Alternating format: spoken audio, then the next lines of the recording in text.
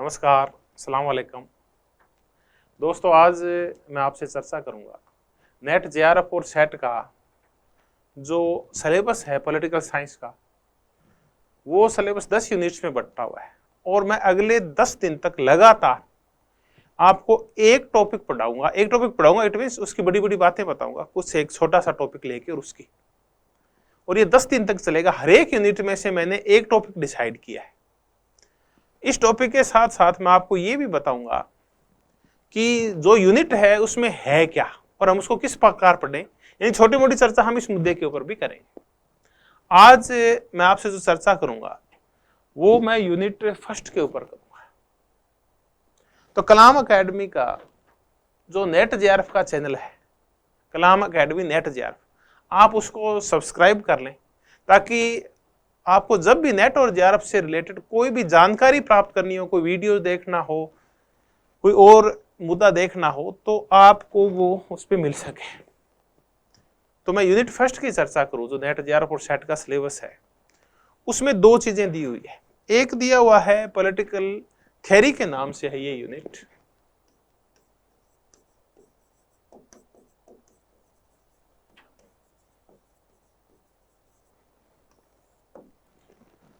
और ये दो भागों में बंटी हुई है। एक भाग में पॉलिटिकल कंसेप्ट्स दिए हुए हैं, राजनीति के जो अवधारणाएं हैं वो दी हुई है। उनमें लिबर्टी है, स्वतंत्रता, इक्वलिटी समानता, जस्टिस न्याय, सिटीजनशिप नागरिकता, डेमोक्रेसी लोकतंत्र, पावर शक्ति और राइट्स अधिकार, ये टॉपिक्स दिए हुए हैं कंसेप्ट के अंदर। उसके बाद पॉलिटिकल ट्रेडिशंस के नाम से 8 टॉपिक दिए हुए हैं आपके। इन पॉलिटिकल ट्रेडिशंस को अपन जो राजनीतिक परंपराएं कह रहे हैं सिलेबस में, हम आमतौर के ऊपर विचारधाराओं के तहत पढ़ते हैं और 8 विचारधाराएं आपके सिलेबस में, जिनमें से मैं आज चर्चा करूंगा कि विचारधाराएं होती क्या है। इस मुद्दे के ऊपर मैं चर्चा करूंगा। तो आज अपना जो टॉपिक है, जिस विषय पे मैं आपसे चर्चा करने वाला हूं, वो है पॉलिटिकल थ्योरी का जो पॉलिटिकल ट्रेडिशन वाला पोर्शन है, उसमें से मैं पॉलिटिकल ट्रेडिशंस की चर्चा करूंगा, या सीधा मैं अगर कहूं तो मैं आपके साथ आइडियोलॉजीज की चर्चा करूंगा, विचारधाराओं की चर्चा करूंगा कि विचारधाराएं होती क्या है, विभिन्न विद्वानों ने विचारधारा के बारे में कहा क्या है, और इन विचारधाराओं की चर्चा करते करते मैं आपसे जिस विचारधारा पे चर्चा करूंगा वो मैं आज आपसे उदारवाद के ऊपर चर्चा करूंगा, लिबरलिज्म के ऊपर। अब ये जो पॉलिटिकल थ्योरी के दोनों पार्ट्स हैं, चाहे वो कंसेप्ट्स हों और चाहे ट्रेडिशंस हो या आइडियोलॉजीज हो, ये आपस में इंटरकनेक्टेड है। अगर आप कंसेप्ट को अच्छी तरह से समझना चाहते हैं, अगर आप स्वतंत्रता, समानता, न्याय, अधिकार, शक्ति, इनको अच्छी तरह से समझना चाहते हैं, तो आपको इन विचारधाराओं से संबंधित ज्ञान होना अत्यंत आवश्यक है, क्योंकि ये इंटरकनेक्टेड चीजें हैं। अगर आप स्वतंत्रता के बारे में पढ़ रहे हैं और आप नहीं जानते कि उदारवादियों ने क्या कहा स्वतंत्रता के बारे में, रूढ़िवादी क्या सोचते हैं, मार्क्सवादी क्या सोचते हैं, बहुसंस्कृतिवादी क्या सोचते हैं, नारीवादी क्या सोचते हैं, तब तक कंसेप्ट समझ में नहीं आएगा। तो आप जब भी पॉलिटिकल कंसेप्ट्स पढ़ें, उससे पहले आप पॉलिटिकल आइडियोलॉजी पढ़ लें एक बार, फिर आपके लिए कंसेप्ट्स को समझना आसान हो जाएगा। तो अब मैं आइडियोलॉजीज के ऊपर चर्चा करूं, या पॉलिटिकल ट्रेडिशन मैंने कहा इस नाम से आपके लिखी गई है, तो ये 8 हैं। 4 तो शास्त्रीय विचारधाराएं हैं आपके सिलेबस में, और 4 इनको पॉलिटिकल ट्रेडिशन कह दीजिए या कुछ भी कह दीजिए। 4 समकालीन पॉलिटिकल ट्रेडिशंस या परंपराएं कह लीजिए, कुछ भी कहिए आप। शास्त्रीय में 4 विचारधाराएं हैं आपके। इन चारों में से जिसकी आज हम चर्चा करने वाले हैं वो है उदारवाद है, समाजवाद है, सोशलिज्म, इसी से निकला हुआ मार्क्सवाद है, और रूढ़िवाद है, कंजर्वेटिज्म है। ये 4 तो शास्त्रीय क्लासिकल यानी पुरानी वाली है। 4 समकालीन है। समकालीन में नारीवाद है, उसके बाद इकोलॉजिज्म है, पारिस्थितिकीयवाद है।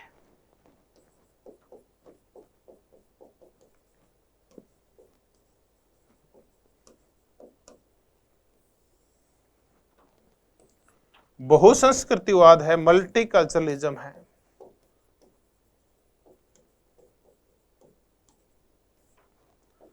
और उत्तर आधुनिकतावाद है, पोस्ट मॉडर्निज्म है।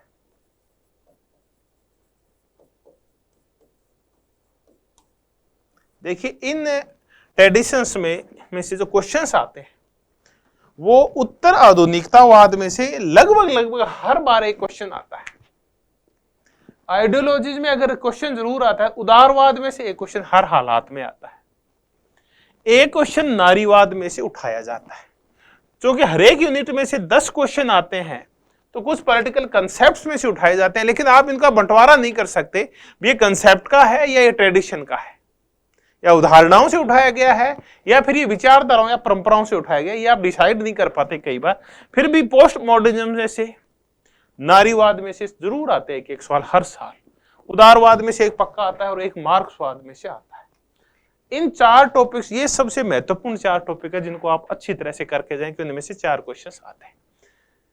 तो ये आप हो सकता है जेआरएफ तक ले जाएं आपके, अगर नेट हो रही है तो आज मैं आइडियोलॉजीज में क्लासिकल जो ट्रेडिशंस हैं उनमें उदारवाद की आपसे चर्चा करूंगा, लिबरलिज्म की चर्चा करूंगा आपसे, और लिबरलिज्म की चर्चा करूं, उदारवाद की चर्चा करूं। उससे पहले मैं आपसे ये चर्चा करूंगा कि पहले आपके मन में एक खाका तो तैयार करूं मैं कि आइडियोलॉजीज होती क्या है, परम विचारधाराएं होती क्या है। तो पहले अपन आइडियोलॉजीज की चर्चा करते हैं कि विचारधाराएं क्या होती है।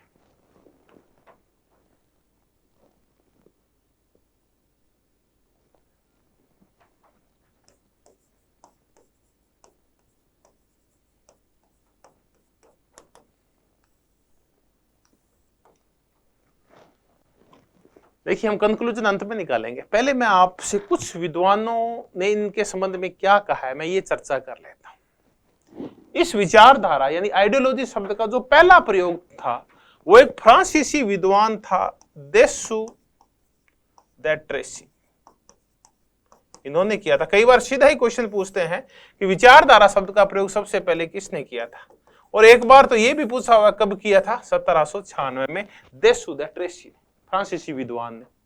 और इसने ये कहा कि ये जो विचारधाराएं होती है ये विचारों का विज्ञान है।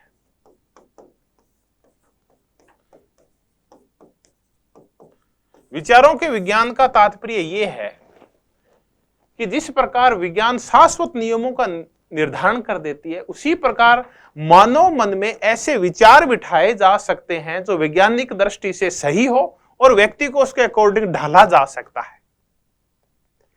जिस प्रकार आप गति निश्चित कर सकते हैं रेलवे की यानी रेल की, आप किसी का आकार प्रकार निर्धारित कर सकते हैं जैसे पेन का, वैसे ही आप मनुष्य की विचार प्रणाली को भी निर्धारित कर सकते हैं। ऐसे विज्ञान की खोज की जा सकती है।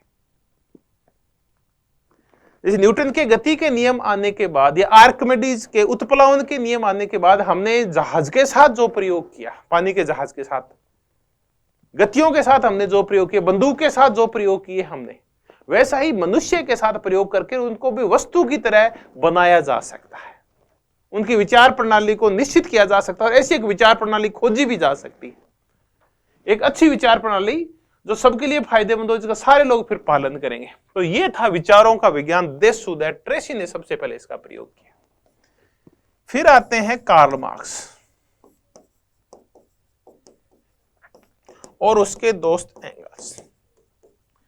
इन दोनों की एक पुस्तक आई 1846 के आसपास और पुस्तक का नाम था जर्मन आइडियोलॉजी।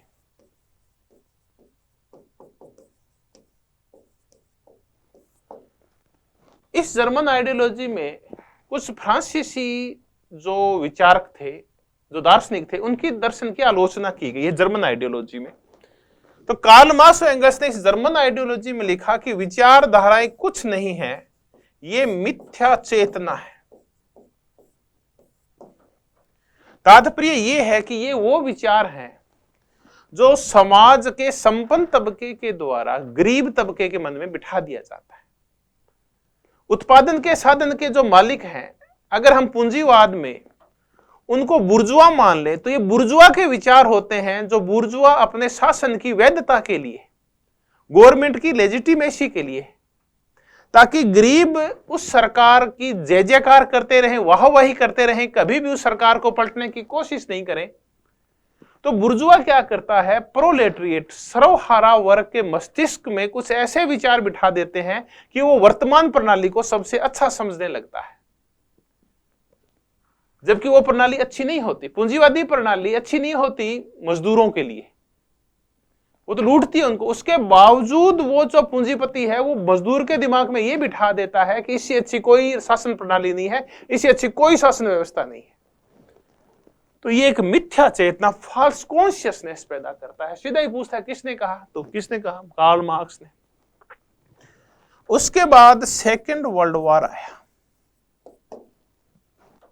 हालांकि कार्ल मार्क्स और एंगल्स के बाद जो उनके शिष्य हुए, विशेष करके लेनिन और ग्रामसी, इन्होंने अपने गुरु की बात नहीं मानी। कार्ल मार्क्स, इन्होंने कहा कि नहीं, कोई मिथ्या चेतना नहीं होती, समाजवादियों को भी, वैज्ञानिक समाजवादियों को विचारधारा की आवश्यकता है। तो खैर ये व्यापक बहस का मुद्दा है, जब हम व्यापक रूप से चर्चा करेंगे तब इसकी चर्चा करेंगे। फिर मैं कह रहा था कि सेकेंड वर्ल्ड वॉर आ गया और विचारधारा की एक नई व्याख्या की गई कि ये विचारधाराएं कुछ नहीं है, ये ऐसे विचार हैं जो सामाजिक नियंत्रण के लिए काम आते हैं। सामाजिक नियंत्रण, किसी व्यक्ति को अनुशासन में रखना है, उसे आदेश पालन करवानी है, उसे जय जयकार करवानी है, उसका शोषण करना है, उसको डराना है, धमकाना है, तो ये सामाजिक नियंत्रण के साधन है, प्रत्येक व्यक्ति के ऊपर नियंत्रण के साधन है। और ये कहा किसने और क्यों कहा? ये कहा टोलमैन ने, ऐसी ही परिभाषाएं की कार्ल पोपर ने, और ऐसी ही परिभाषाएं की हन्ना आरेंट ने। तो जीएल टोलमैन, हन्ना आरेंट, जिसको जर्मनी से भागना पड़ा था हिटलर के डर से, और कार्ल पोपर, ये वो विद्वान हैं जो सेकंड वर्ल्ड वॉर के बाद कुछ ऐसी व्याख्याएं करते हैं विचारधारा की। ये क्यों करते हैं ऐसी व्याख्याएं? सामाजिक नियंत्रण के काम आती है विचारधाराएं, क्योंकि ये तानाशाही व्यवस्थाओं की चर्चा कर रहे हैं। ये चर्चा कर रहे हैं नाजीवाद की, हिटलरवाद जिसको आप कहते हैं, स्टालिनवाद की। क्योंकि इस नाजीवाद, स्टालिनवाद, इन सब ने किया क्या? हिटलर ने किया क्या? जर्मन्स के विचारों में राष्ट्रवाद भर के, अंधराष्ट्रवाद भर के, उन जर्मन्स के विचारों में आर्यवाद भर के, श्रेष्ठता का भाव भर के, और उनके मस्तिष्क को कैप्चर कर लिया नाजीवादी विचारधारा के द्वारा, और उन जर्मन से वही करवाया जो हिटलर चाहता था। तो ये सामाजिक नियंत्रण का काम करती है। ये कहना है टोलमैन, हन्ना आरेंट और कार्ल पोपर का। ये तानाशाही व्यवस्थाओं के संदर्भ में, तानाशाही विचारधाराओं के संदर्भ में ये कह रहे हैं, ये तीनों विचारक। एक नवरूढ़िवादी विचारक हैं, वो कुछ और ही कह रहे हैं। नवरूढ़िवादी विचारक है Michael Oxford. Michael Oxford London school of economics के प्रिंसिपल रह चुके हैं।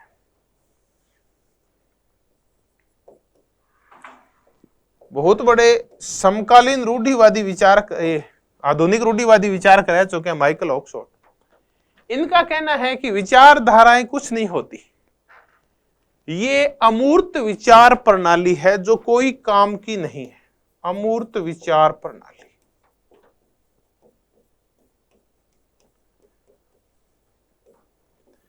तो इनका कहना है कि रूढ़िवाद एक विचारधारा नहीं है, बल्कि रूढ़िवाद है वो एक मन की एक स्थिति है, जीने का एक स्टाइल है, सोचने का एक तरीका है रूढ़िवाद। तो ये विचारधाराओं की अवहेलना कर देते हैं माइकल ओक्सफोर्ड। ये तो अमूर्त होते हैं ऐसे विचार, जबकि रूढ़िवाद तो मूर्त होता है। ये बहस चल ही रही थी, देशुदा ट्रेसी, कार्ल मार्क्स ने क्या कहा, टोलमैन, हन्ना आरेंट और कार्ल पोपर ने क्या कहा है विचारधाराओं को, माइकल ओक्सफोर्ड ने क्या कहा। इतने में एक नया विवाद खड़ा हो गया। डैनियल बेल ने एक पुस्तक लिखी, end of ideology. End of ideology.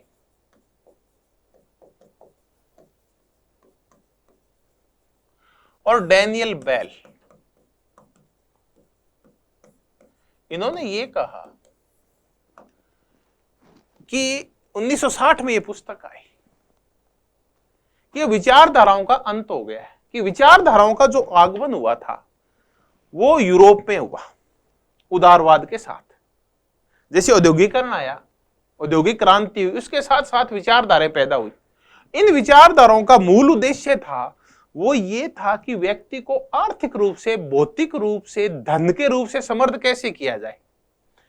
इनका कहना था कि 1960 तक आते आते ये कंडीशन हो गई है कि यूरोप के देश, चाहे वो पूर्वी यूरोप के साम्यवादी देश हो, चाहे पश्चिमी यूरोप के पूंजीवादी देश हो, ये समृद्ध हो गए हैं, तो अब विचारधाराओं की आवश्यकता नहीं है, या आर्थिक संपन्नता आ चुकी है, तो अब एंड ऑफ आइडियोलॉजी हो गया। डैनियल बेल ने कुछ ऐसे कई तर्क किए और फिर एक नया तर्क और खड़ा कर दिया 1990 तक आते आते। 1989 में बर्लिन की दीवार गिरी और बर्लिन की दीवार गिरते ही और यह कहा गया कि अब साम्यवाद का पतन होगा, या पतन की शुरुआत हो गई है। अब जो रशियन सोवियत संघ की प्रणाली है वो गिरेगी। अब जो मार्क्सवादी देश हैं या जो साम्यवादी देश हैं वहां शासन सत्ताओं का अंत शुरू हो गया था 1989 में। तब एक लेख लिखा गया फ्रांसीसी फुकुयामा के द्वारा, जो बाद में पुस्तक के रूप में भी आया, उसका नाम था एंड ऑफ हिस्ट्री। वो भी विचारधाराओं की चर्चा करता है। वो कहता है कि अब एक ही विचारधारा रह गई है और वो है उदारवादी विचारधारा। इस उदारवादी विचारधारा के साथ जिसने भी झगड़ा किया हो वो सारी विचारधाराएं समाप्त हो गई है। चाहे उससे झगड़ा किया हो रूढ़िवाद ने, वो समाप्त हो गया। उससे झगड़ा किया था तानाशाही ने, डिक्टेटरशिप ने या नाजीवाद ने, और इन्होंने वो खत्म हो गई है। इससे झगड़ा किया था साम्यवाद ने, वो खत्म हो गई है। अब एक ही विचारधारा इस झगड़े में श्रेष्ठ होकर बाहर उभर के आई है और वो है उदारवाद। तो फिर एक और पुस्तक आई, एक और लेख आया, एंड ऑफ हिस्ट्री, और ये लिखा एक अमेरिकन विद्वान फ्रांसीसी फुकुयामा ने।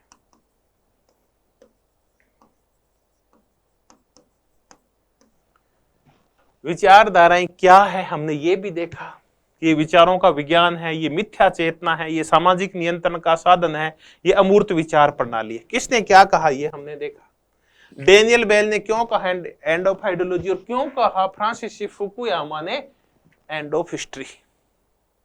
इन चर्चाओं के बाद मैं संक्षिप्त में समेट देता हूं कि विचारधारा दरअसल होती क्या है। चलिए संक्षिप्त रूप में समझते हैं, बिल्कुल सिंपल शब्दों में, कि विचारधारा है क्या। ये तो हमने तथ्यात्मक ज्ञान प्राप्त किया, अब कंसेप्ट को क्लियर करते हैं कि विचारधारा क्या है। तो विचारधारा बिल्कुल सिंपल शब्दों में समझे तो अंतर संबंधित, इंटरकनेक्टेड विचारों का एक समूह है। यानी इसमें बहुत सारे ऐसे इंटरकनेक्टेड विचार होते हैं जिनका ये समूह है। ठीक है, इस समूह में है क्या कि इस समूह जो विचारों का समूह है, इस पे कुछ लोग विश्वास करते हैं और उस विश्वास का फिर क्रियान्वयन किया जाता है, उसको ढाला जाता है व्यवहार में। तो अंतर संबंधित विचारों का समूह जिस पे लोग विश्वास करें और जिसे बाद में व्यवहार में ढाला जाए, उसका क्रियान्वयन किया जाए, ये होती है विचारधारा। अब मैं कह दूं कि आप हैं रूढ़िवादी, तो रूढ़िवाद के कुछ विचार हैं कि आप हायरार्कियल समाज में विश्वास करते हैं, आप नारियों को दोयम दर्जे का मानते हैं, आप परिवर्तनों को पसंद नहीं करते, समाज में आप ऊंच नीच और भेदभाव मानते हैं, प्राकृतिक असमानता का समर्थन करते हैं कि ईश्वर ने सबको असमान बनाया जैसे जंगल में। तो ऐसे कुछ विचार हैं। तो ये विचारों का एक समूह हुआ जो आपस में जुड़े हुए हैं, आप इन पे विश्वास करते हैं और फिर जब भी आपको व्यवहार करने की बारी आएगी, मान लीजिए आपकी बेटी फिर पढ़ने जा रही है कॉलेज में, तो आप उसको पढ़ने नहीं भेजेंगे, क्योंकि आपको ये लगता है कि शिक्षा प्राप्त करना औरतों का या लड़कियों का कार्य नहीं है, इनका कार्य तो घरेलू कार्य है। तो आप उसके अकॉर्डिंग अपने विचारों का क्रियान्वयन करते हैं। विचार होना, उन विचारों पे विश्वास करना और उन विश्वास के अकॉर्डिंग उनको व्यवहार में डालना, यही है विचारधारा। तो ऐसी एक विचारधारा की मैं संक्षिप्त चर्चा करूं आपसे, और वो विचारधारा है उदारवाद। मैं आपकी उदारवाद की बड़ी बड़ी चर्चा करूंगा। मैंने ये कहा था कि अंतर संबंधित विचारों का एक समूह है। तो आज उदारवाद की जब मैं आपसे चर्चा करूंगा तो कौन से विचार हैं जो आपस में जुड़ के और उदारवाद का निश्चय करते हैं। हम ये भी कह सकते हैं कि उदारवाद की विशेषताएं हैं, ये उदारवाद के अंग हैं, उसके कंपोनेंट है, ये सब मिलते हैं तब उदारवाद बनता है। तो ऐसे ही कंपोनेंट्स की मैं आज आपसे चर्चा करूंगा। बीच बीच में कुछ और शब्दावलियां भी आ जाएगी। तो आज विचारधारा के तहत मैं बड़ी बड़ी चर्चा करूंगा, वो उदारवाद के ऊपर करूंगा, लिबरलिज्म के ऊपर करूंगा। अब ये कौन से विचारों का समूह है?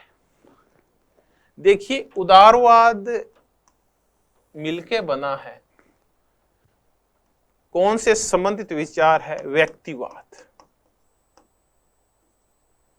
व्याख्या फिर कर दूंगा। स्वतंत्रता, लिबर्टी, समानता, इक्वलिटी, संविधानवाद,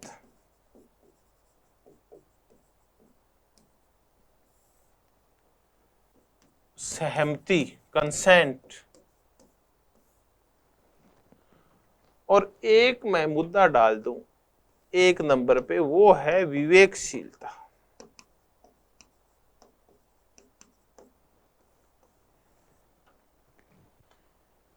ये वो एक और विशेषताएं कर लेते हैं। सहनशीलता, टॉलरेशन,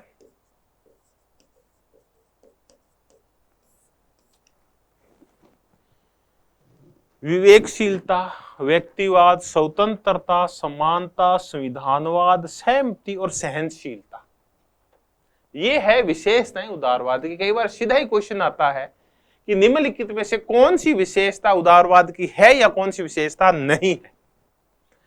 उदारवाद की शुरुआत होती है वो यहीं से होती है कि व्यक्ति विवेकशील है, व्यक्ति तर्कशील है। तर्कशील विवेकशील व्यक्ति वो होता है जो अपने हितों को अच्छी तरह से व्यक्त करना जानता है, जिसमें तर्क बुद्धि होती है। वो ये जानता है कि मेरा काय में फायदा है और किस चीज में नुकसान है, मैं कहां हानि में जाऊंगा, कहां मुझे लाभ होगा। जिस व्यक्ति को ये समझ होती है वो व्यक्ति विवेकशील होता है, वो व्यक्ति तर्कवान होता है, वो व्यक्ति तर्कशील होता है, वो उसमें रीजन होता है, उसमें रीजन होता है। तो इसका तात्पर्य यह है कि चूंकि व्यक्ति ऐसा है, वो खुद समझदार है, तब उसको समझदारी दिखाने की आवश्यकता नहीं है। मध्य युग में संकट ये था, जिसको मध्यकाल कहते हैं, या यूरोपियन लोग उसको एज ऑफ डार्क या अंधकार का काल कहते हैं। जब धर्म हावी था, अंधविश्वास हावी थे, रूढ़ियां हावी थी, कुतार्किकता हावी थी, जब व्यक्ति की सोच स्वतंत्र नहीं थी, तब यह कहा जाता था व्यक्ति मूर्ख होता है, उसको चलाने के लिए रूढ़ियां जरूरी होती है। इसलिए धर्म जो डिसाइड करेगा, समाज जो डिसाइड करेगा, जाति जो डिसाइड करेगी, व्यक्ति को वही मानना होगा, क्योंकि व्यक्ति स्वयं नहीं चल सकता, वो खुद विवेकशील नहीं होता। लेकिन उदारवाद कहता है कि व्यक्ति स्वयं विवेकशील होता है, उसमें तर्क क्षमता होती है। ठीक है, विवेकशीलता। अब आ गया व्यक्तिवाद। उदारवाद व्यक्तिवाद को मानता है। व्यक्तिवाद वो धारा है जो ये कहती है कि सेंटर में है वो व्यक्ति है, केंद्र में व्यक्ति है, उसका कल्याण महत्वपूर्ण है, उसकी इच्छाएं महत्वपूर्ण है, उसकी सोच महत्वपूर्ण है, उसके कार्य महत्वपूर्ण है। कोई और चीज उसके ऊपर थोपी नहीं जा सकती। व्यक्ति खुद डिसाइड करेगा उसके लिए क्या अच्छा है और क्या बुरा है। यही व्यक्तिवाद है। सामाजिक परंपराएं, धार्मिक परंपराएं, जातीय परंपराएं और विभिन्न प्रकार के संस्थान, ये महत्वपूर्ण नहीं है। चाहे वो धर्म हो, चाहे चर्च हो, चाहे मंदिर हो, मस्जिद हो, और चाहे गुरुद्वारा हो, और चाहे कोई धर्मगुरु हो, चाहे कोई धर्म हो, चाहे परंपरा हो, वो महत्वपूर्ण नहीं है। कोई समूह हो, वो महत्वपूर्ण नहीं है। महत्वपूर्ण है व्यक्ति, और इसी से व्यक्तिवाद शुरू होता है। इंडिविजुअलिज्म, इंडिविजुअल महत्वपूर्ण है, व्यक्ति अपने आप में महत्वपूर्ण है, ये व्यक्तिवाद है। क्योंकि व्यक्ति महत्वपूर्ण है, इसलिए एक नया शब्द निकला, एटॉमिक सोसाइटी। एटॉमिक सोसाइटी का तात्पर्य है कि व्यक्ति कोई समूह नहीं है, बल्कि व्यक्ति एटम की तरह अपने आप में स्वायत्त और स्वतंत्र है। तो एटॉमिक सोसाइटी जुड़ी हुई है उदारवाद से, इन शब्दावलियों का ध्यान रखा, एटॉमिक सोसाइटी। फिर आ गई स्वतंत्रता, क्योंकि व्यक्ति विवेकशील है, व्यक्ति स्वयं महत्वपूर्ण है, इसलिए व्यक्ति को आप स्वतंत्र कर दें। लेकिन कौन सी स्वतंत्रता दे दें उसको, ये भी है कि व्यक्ति को आप नागरिक स्वतंत्रताएं दे दें, उसको राजनीतिक स्वतंत्रताएं दे आप। तो इस स्वतंत्रता इसका केंद्रीय तत्व है। उदारवाद का जो शब्द है वो इसी से निकला है, लिबरलिज्म है, लिबर्टी से निकला है, तो ये इसकी सेंट्रल थीम है, ये तो इसका आधार है। उदारवाद की नींव में जो सबसे महत्वपूर्ण शब्द है वो है स्वतंत्रता। अब आ गई समानता। ये समानता, देखिए उदारवादी भी समानता में विश्वास करते हैं, लेकिन ये सामाजिक और आर्थिक समानता में विश्वास नहीं करते, बल्कि ये कहते हैं कि व्यक्ति कानून के समक्ष समान है और राजनीतिक गतिविधियों में व्यक्ति समान है। तो ये समानता तो मानते हैं, लेकिन ये कानूनी और राजनीतिक समानता में विश्वास करते हैं, सामाजिक और आर्थिक समानता में विश्वास नहीं करते, इसलिए कल्याणकारी राज्य का विरोध करते हैं। तो ये था इनका समानता से संबंधित मुद्दा। अब समानता के तहत एक शब्दावली हम और पढ़ते हैं कि ये मेरिटोक्रेसी में विश्वास करते हैं। अब मैं आपको बताता हूं कि मेरिटोक्रेसी क्या होती है। मेरिटोक्रेसी होती है योग्यता, योग्यता आधारित व्यवस्था, कि कानून के समक्ष समान है, राजनीतिक रूप से सब समान है। अब कौन आगे बढ़ेगा, कौन पीछे होगा, कौन अमीर होगा, कौन गरीब होगा, कौन सामाजिक रूप से उच्च वर्ग में आएगा, कौन निम्न वर्ग में आएगा, ये मेरिट से डिसाइड होगा। जो व्यक्ति योग्य होंगे, मेहनती होंगे, अपने ध्येय के प्रति समर्पित होंगे, वो आगे बढ़ जाएंगे, और जो आलसी होंगे, कामचोर होंगे, फ्री राइडर्स होंगे, मुफ्तखोर होंगे, वो पीछे चले जाएंगे। तो ये है मेरिटोक्रेसी। उदारवाद मेरिटोक्रेसी में विश्वास करता है। फिर आया संविधानवाद। संविधानवाद का तात्पर्य होता है सीमित सरकार।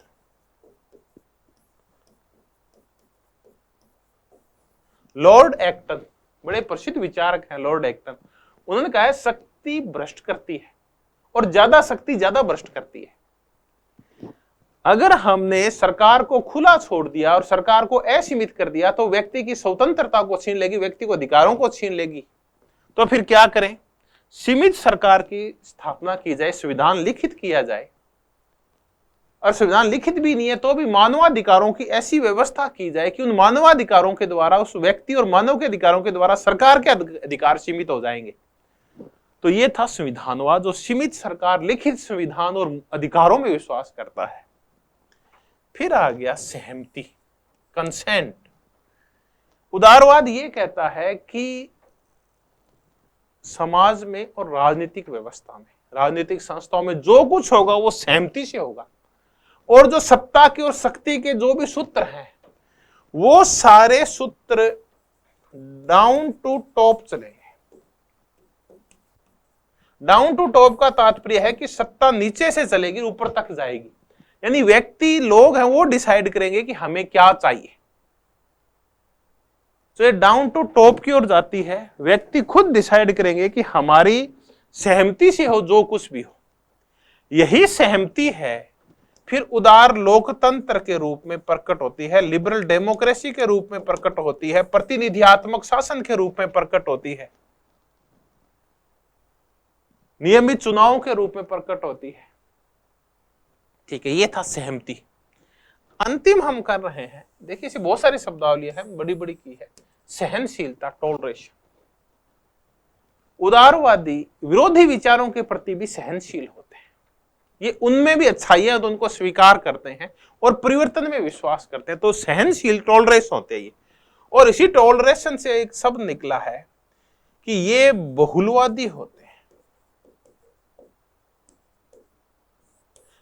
बहुलवादी का तात्पर्य ये प्लूरलिस्ट होते हैं, ये बहुल विचारों को, विचारों की बहुलता को, संस्थाओं की बहुलता को, स्वतंत्रताओं, अधिकारों की बहुलता को, यानी ये ज्यादा चीजों में विश्वास करते हैं, यानी खुलेपन में ज्यादा विश्वास करते हैं। अगर विरोधी विचार है तो उसको भी स्वीकार करेंगे। ये नहीं है कि सभी व्यक्तियों को एक जैसा कर दो। ये कहते हैं कि चाहे संस्कृति हो, चाहे विचार हो, चाहे संस्थाएं हो, चाहे कोई व्यवस्था हो, ये बहुलवादी होनी चाहिए। बहुलवादी का तात्पर्य है उसमें बहुत ज्यादा व्यापकता और भांति भांति की चीजें होनी चाहिए। तो सहनशील वो व्यक्ति होता है तो दूसरी चीजों को भी स्वीकार करता है, सिर्फ औरों पे खुद के ही विचार नहीं थोपता। तो ये हमने उदारवाद के बारे में पढ़ा कि उदारवाद क्या है, इसकी विशेषताएं क्या है। ये वो विचारों का समूह था जिसकी मैंने चर्चा की। इन विचारों का ये अंतर समूह आपस में जुड़े हुए, सहमति, संविधानवाद, समानता, स्वतंत्रता, व्यक्तिवाद, विवेकशीलता, अंतर संबंधित। देखिए, व्यक्ति विवेकशील है इसलिए उसको स्वतंत्र कर दो, व्यक्ति को स्वतंत्र करना व्यक्तिवाद कहलाता है। तो देखिए ये सारा था, तो स्वतंत्र कर दो तो सहमति लो उसकी। तो देखिए अंतर संबंधित विचार थे, आप इनके विश्वास करते हैं और फिर आप सहनशील होते हैं, आप सक्रिय रहते हैं राजनीतिक रूप से, कानूनी समानता में विश्वास करते हैं, मेरिटोक्रेसी में विश्वास करते हैं, आप विश्वास करते हैं फिर उसके अकॉर्डिंग उनका क्रियान्वयन करते हैं। यही है विचारधारा जिसकी मैं आपको समझाना चाह रहा था। अब मैं चर्चा करूं, थोड़ी सी चर्चा और करता हूं कि हम और क्या पढ़ने वाले हैं। देखिए हम जब भी इनके ऊपर कभी व्यापक रूप से चर्चा करूंगा, मैं आपकी इस उदारवाद के ऊपर, रूढ़िवाद के ऊपर, तो जब उदारवाद पे चर्चा करूंगा तब मैं आपको बताऊंगा कि जो जॉन लॉक है उन्होंने प्राकृतिक अधिकारों की चर्चा क्यों की, क्यों चर्चा की एडम स्मिथ ने अदृश्य हाथ की, इनविजिबल हैंड क्या होता है, और क्यों ये इनविजिबल हैंड है ये समकालीन समय में रॉबर्ट नोजिक तक आते आते, ये नोजिक तक आते आते डेड हैंड में क्यों बदल गया, मर्त हाथ कौन सा होता है ये मर्त हाथ में क्यों बदल गया, क्यों थॉमस पेन ने राज्य को आवश्यक बुराई बताया, थॉमस पेन ने क्यों राज्य को आवश्यक बुराई, ये बुराई तो है लेकिन क्यों आवश्यक है, तो राज्य का काम क्या है, क्यों इन लोगों ने ये कहा कि जो राज्य है ये नाइट वॉचमैन है,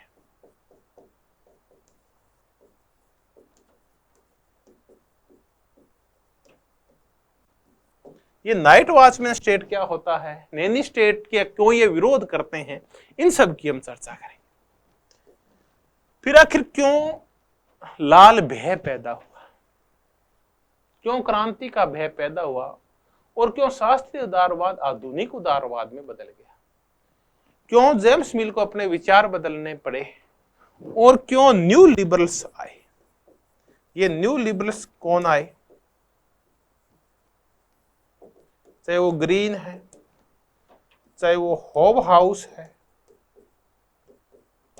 चाहे वो होबसन है, इनकी क्या जरूरत थी, क्यों किन्सवाद क्यों आया, इन्हीं से प्रेरित होके आखिर किन्सवाद की आवश्यकता क्यों थी, आखिर क्यों आई ब्रेवरीज रिपोर्ट, और इसने क्या प्रभाव डाला शासन व्यवस्थाओं के ऊपर और समाज व्यवस्थाओं के ऊपर, और कैसे ब्रेवरीज रिपोर्ट की वजह से एक बिग गवर्नमेंट, क्या है बिग गवर्नमेंट का कंसेप्ट आया, बड़ी सरकार का कंसेप्ट आया, बिग गवर्नमेंट का कंसेप्ट आया। ये सब क्या है, इनकी चर्चा जब भी अपन व्यापक चर्चा करेंगे उदारवाद की तब मैं आपसे करूंगा।